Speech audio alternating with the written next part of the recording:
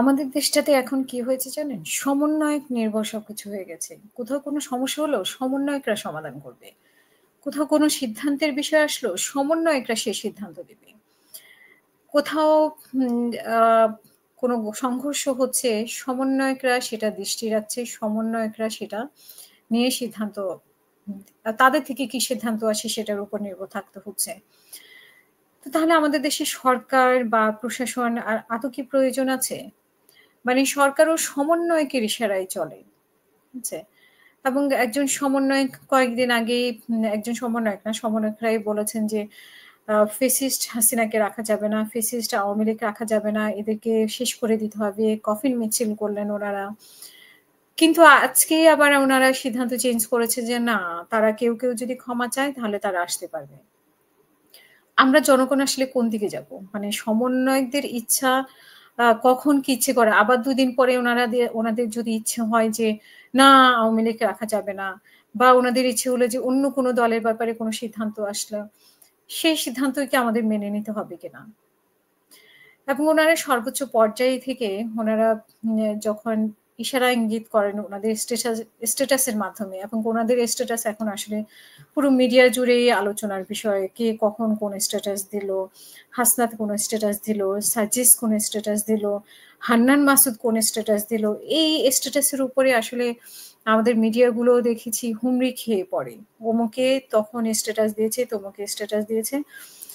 এবং আমাদের আসলে উম রাজনৈতিক দলগুলো কি আমাদের সব মাইনাস হয়ে যাচ্ছে কিনা?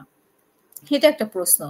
আর মানে সমন্বয়কদের অবদান আছে, সমন্বয়কদের জন্য আজকে হয়তো এবং এইখানেও বিতর্ক আছে যে সমন্বয়করা আসলে ওই মুহূর্তে কে কি চেয়েছিল এবং সমন্বয়কদের মধ্যে এখনো বিভক্তি আছে এবং সমন্বয়করা তখন যে সবাই এক জায়গায় ছিল তাও কিন্তু না।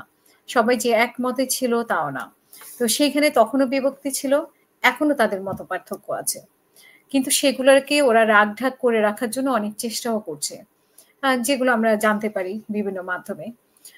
তো আমরা আসলে এই জিনিসটা আমি সাধারণ জনগণ হিসেবে আমি আসলে এই জায়গা থেকে মুক্তি পেতে চাই। যে পুরো দেশ যদি সমন্বয়ক নির্ভর হয়ে থাকে, সবকিছুই যদি আইনশৃঙ্খলা বাহিনী কি করবে না করবে, তারপরে সব সংঘর্ষ যদি সমন্বয়করা মেইনটেইন করে, আইনশৃঙ্খলার দায়িত্ব যদি তারা মেইনটেইন করে, সরকারের সিদ্ধান্তগুলোও যদি তারা মেইনটেইন করে এবং এই যে তারপরে বদলি বাণিজ্য, দা এরকম সিন্ডিকেট অহরহে আমাদের কাছেও অনেক আছে। তারপরে আওয়ামী লীগকে যারা ক্ষমা চাইবে তারা আসলে মানে কোন রাজনীতি করবে? তারা কি আওয়ামী লীগের রাজনীতি করবে না সমন্বয়কদের রাজনীতি করবে? এখানে আমার একটা বিরাট প্রশ্ন, আপনাদের কাছেও আমার প্রশ্ন যে তাদেরকে যে ক্ষমা চাইয়া তারপরে তাদেরকে রাজনীতিতে আসতে দিচ্ছে এবং এও বলা হচ্ছে যে তাদের সাথে যারা যুক্ত হবে, বিভিন্ন দল থেকে তাদের সাথে যুক্ত হবে, তারা ওই দল ছেড়ে যাবে।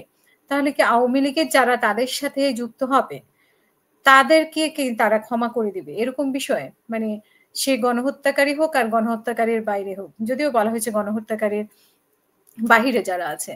তো সেটা কিভাবে বিচার করা হবে? কারণ আমরা তো দেখছি একটা হত্যা মামলায় ১০০ জন, কয়েকশো জনকে মানে সেখানে নাম দেওয়া আছে।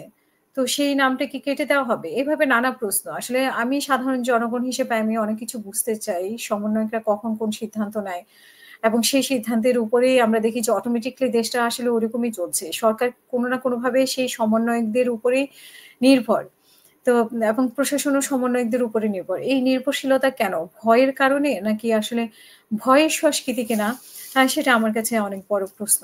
আমি আসলে এই জায়গাগুলো আমি একটু ক্লিয়ার হতে চাই। আমার মতো ক্ষুদ্র একজন মানুষ আপনাদের যদি দৃষ্টি আকর্ষণ করে কোন সমন্বয়কে তারা অবশ্যই আমাদের এই জায়গাগুলোকে ক্লিয়ার করে দেওয়ার জন্য আমি সাধারণ মানুষের মধ্যে আমিও একজন সাধারণ মানুষ। আমি এই জায়গাগুলো বুঝতে চাচ্ছি আসলে সরকারের পক্ষ থেকে এবং সমন্বয়কদের পক্ষ থেকে।